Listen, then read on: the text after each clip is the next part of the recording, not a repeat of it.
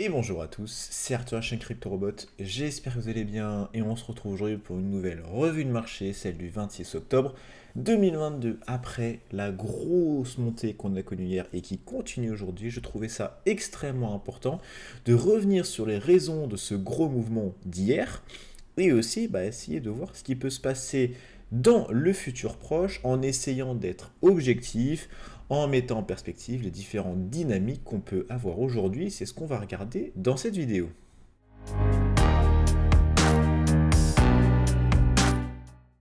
Sur le total market cap, on a donc eu la journée d'hier avec une très belle performance, 4,50.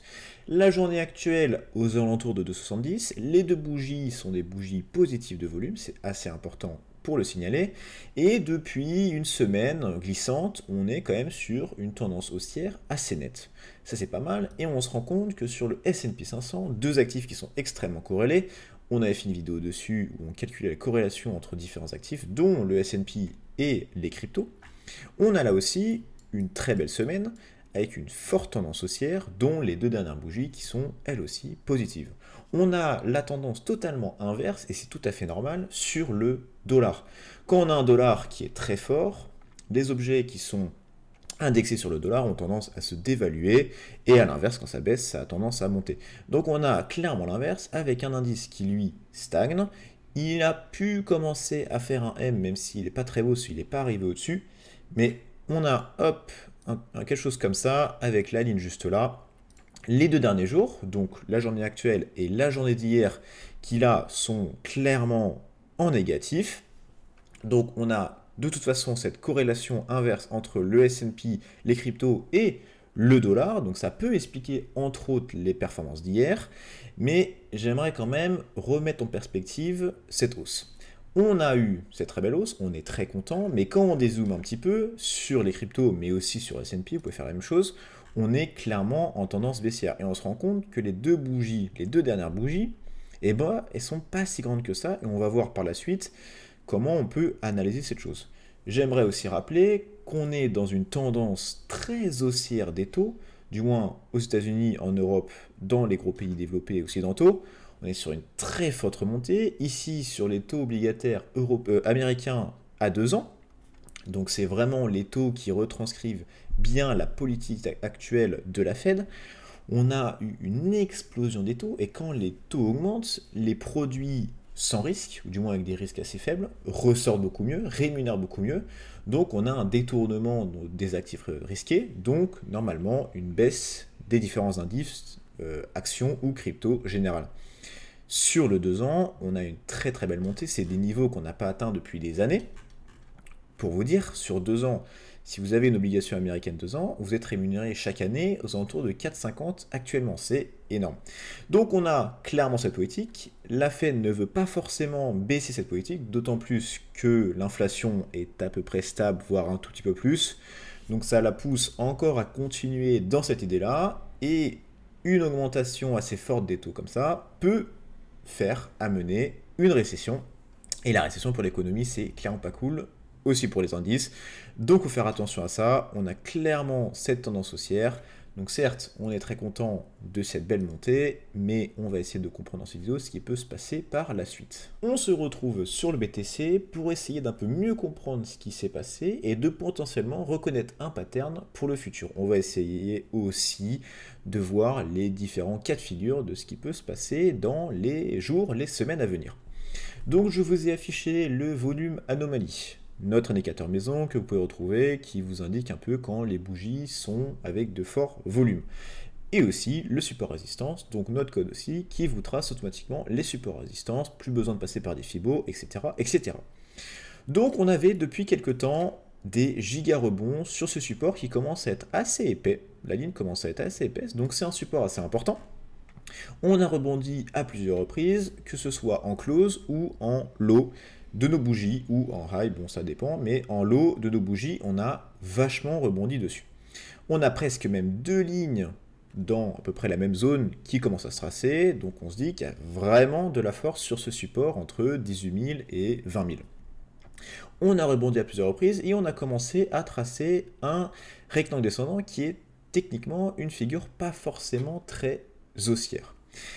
On a rebondi quand même la première fois juste ici avec une bougie avec un high très très élevé, donc on a essayé de casser, on n'a pas réussi, et des volumes assez élevés. Donc on s'est vite fait rembarrer par la résistance, on est descendu. On est descendu jusqu'en bas, on est remonté, deuxième moment où on a tapé notre résistance avec encore une fois une grosse bougie et en plus une grosse bougie de volume. Donc vraiment on ne voulait pas passer.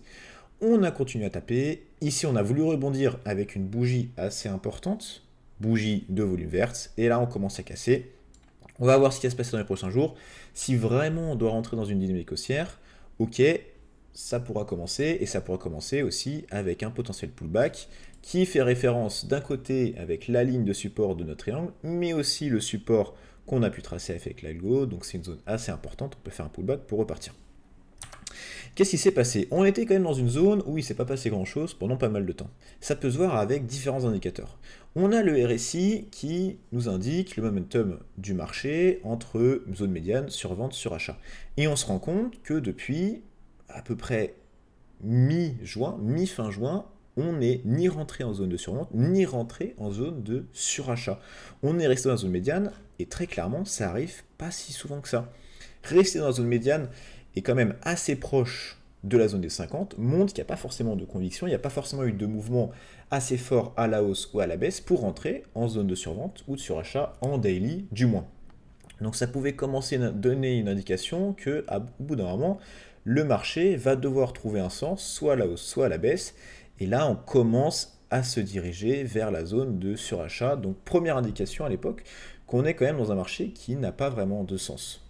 Deuxième indication, c'est toute l'étude de la volatilité. Vous pouvez utiliser différents indicateurs, le Happiness Index. Ici, graphiquement, c'est un peu plus sympa avec les Bollinger, où on se rend compte qu'on était vraiment dans une zone de compression. On en parle assez souvent, mais quand ça se compresse, on peut s'attendre à un excès de volatilité à la hausse ou à la baisse, bien évidemment.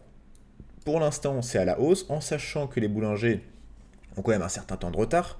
Ce sont avec des moyennes mobiles, donc il faut attendre certains jours pour voir un peu une actualisation des Bollinger et voir comment ça va se comporter.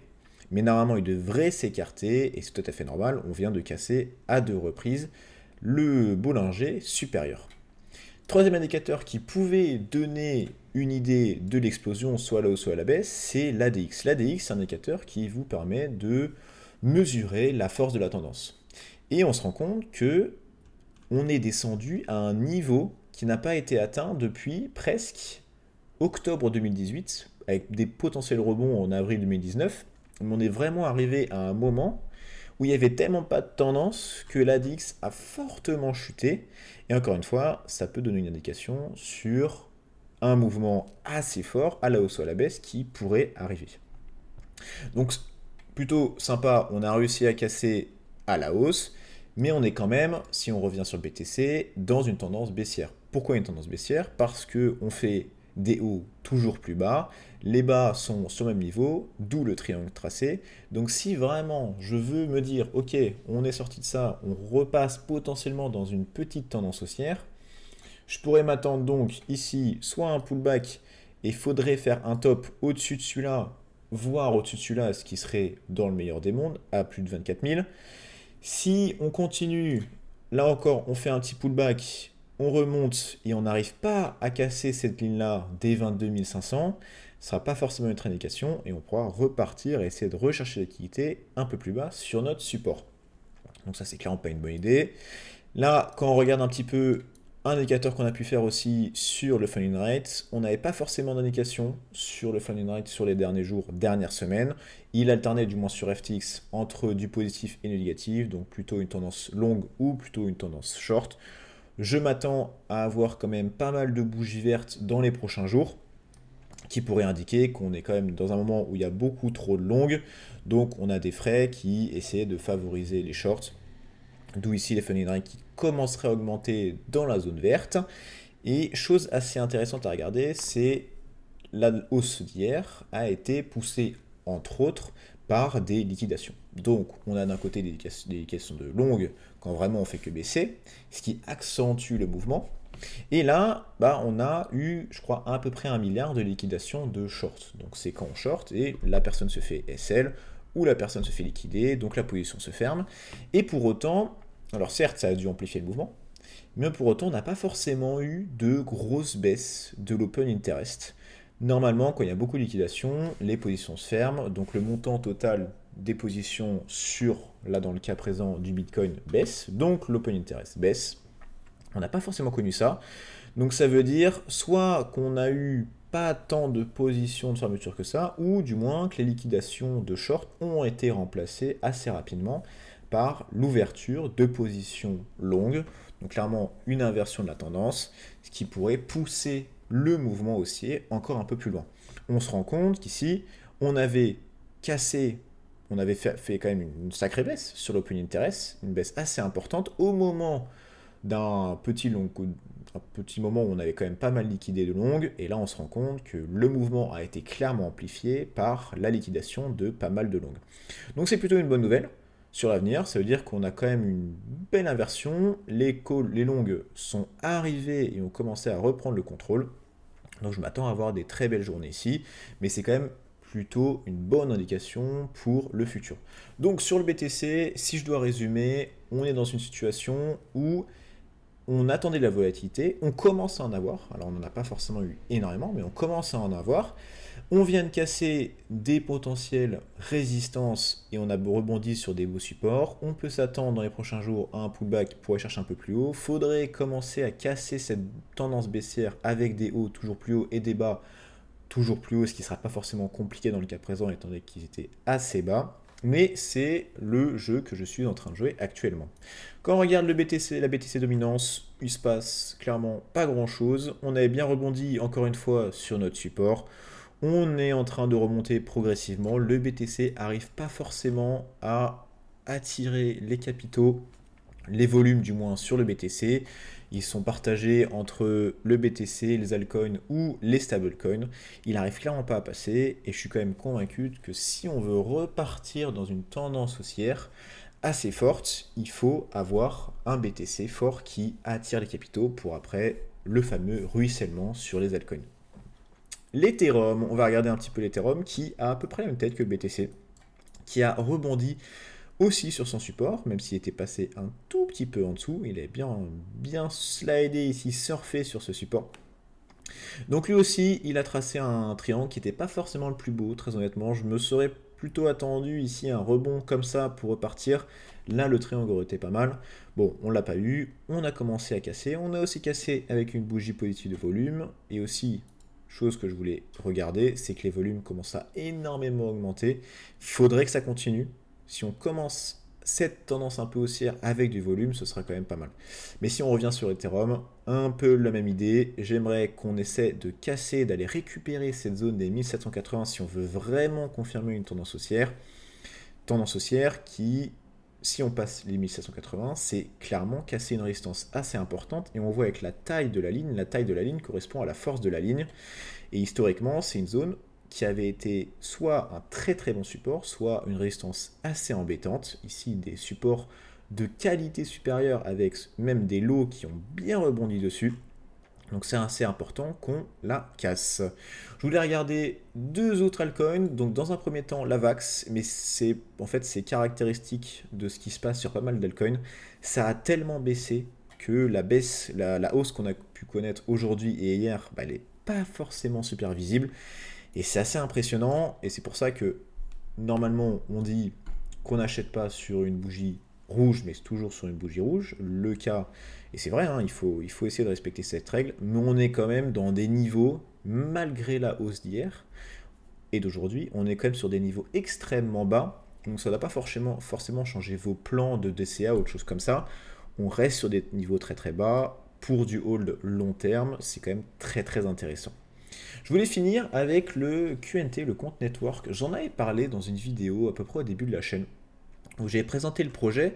Le projet, l'idée, c'est de rassembler, de connecter les différentes blockchains entre elles, l'interopérabilité. J'ai bien dit le mot, et ce projet est super intéressant, super utile, c'est essayer d'allier les différentes forces que peut avoir une blockchain avec une autre blockchain qui va potentiellement se démarquer sur un autre critère. Par exemple, le BTC, c'est la sécurité, et une blockchain en proof of stake, c'est les frais et la rapidité. Donc c'est essayer d'allier tout ça. au service des entreprises, entre autres. C'est pas forcément un projet qui est extrêmement plébiscité par les retail. Ce n'est pas un layer 1 comme Phantom qui va exploser parce qu'il va y avoir des gros échangeurs, il va y avoir des forks, des choses comme ça. C'est un projet un peu plus corpo. Ils vont se financer via le compte network qui est extrêmement utilisé pour le paiement des licences pour ce fameux projet d'interopérabilité. Mais c'est un projet qui est très sérieux, pas forcément le plus médiatisé, un peu comme Link, un Oracle qui est extrêmement important, mais les retail ne le connaissent pas, c'est un peu dommage, et qui a connu, à l'inverse de ce qu'on a pu connaître sur le marché, alors certes il est pas mal baissé comme tout le monde, mais une très belle remontée, et ça assez content, parce que c'est un beau projet, avec des beaux rebonds sur ses supports, on a un peu tapé, on a quand même une belle progression, donc c'est un peu normal qu'on se calme, mais à voir comment ce projet va se débrouiller dans le futur. Donc en résumé, on est très content de cette hausse. On n'est clairement pas sorti de l'auberge, dans le cas où on n'a toujours pas cassé cette tendance baissière. Il faudrait la casser pour commencer une nouvelle dynamique. On attend de la volatilité, on commence à en avoir. Il peut continuer à en avoir plus et normalement il devrait y en avoir plus. Soit à la hausse, soit à la baisse. On peut très bien avoir une grosse baisse pour aller pullback et potentiellement aller plus bas. Faut quand même pas oublier qu'on est dans une dynamique générale du marché qui est clairement pas positive, avec une très forte augmentation des taux, un dollar qui stagne un petit peu, mais qui prend de plus en plus de force par rapport à l'euro, par rapport à la monnaie japonaise qui se casse la gueule, ou par rapport au livre qui lui aussi se casse la gueule. Donc il faut faire attention, faut regarder un peu les news. On a quand même des news qui font tellement bouger le marché. Je ne sais pas si vous avez vu, mais les news sur les comptes annuels de Microsoft, de Google, qui ont fait des volatilités énormes sur ces actifs. Donc, en résumé, faites attention à vous, on est très content. Ça va normalement continuer si on regarde un petit peu les funding rates et tout. Mais faites attention et restez sur votre plan de base. Il ne faut pas dévier, pas parce qu'il y a eu 2 très belles journées qu'il faut commencer à adapter votre plan en fonction. Restez focus sur ça et ça se passera bien. Si vous avez des questions, n'hésitez pas à les poser sur notre chaîne Discord. Si vous avez aimé la vidéo, n'hésitez pas à liker et à vous abonner à la chaîne. Et pour ma part, je vous souhaite une très bonne journée et on se retrouve très bientôt pour une prochaine vidéo. À toutes.